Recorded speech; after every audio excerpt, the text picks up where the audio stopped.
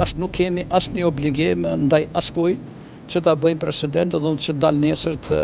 kërkoj vota.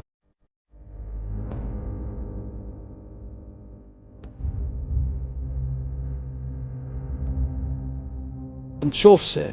do të vinë situatë që ne do të përkrahnim një kandidat për president, në mënyrë që të zgjatet qeverisja edhe ma tutje dhe ta kapërcejmë sfidën e presidentit, mirë po kur t'i vjen koha, atëherë unë kisha marrë për obligim që të kërkoj edhe për deputetëve tanë, jo t'i detyroj, por të kërkoj që ajo të bëhet, por tani për tani asnjë kërkesë nuk e kam, as s'do ta kem përderisa mos të ketë ndonjë marrëveshje.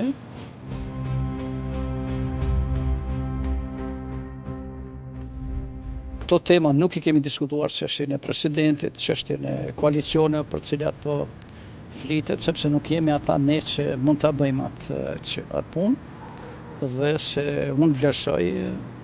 që kjo çështje nuk është mirë të hapet tani,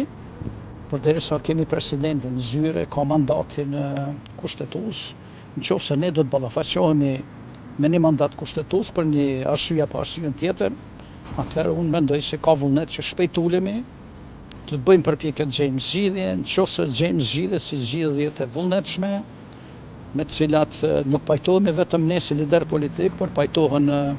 edhe partitë tona, sepse nuk është çështje ajo personale, atëherë shkojmë atuti. Nëse jo, gjithë ne jemi të përgatitur që të shkojmë zgjedhje nëse dështojmë që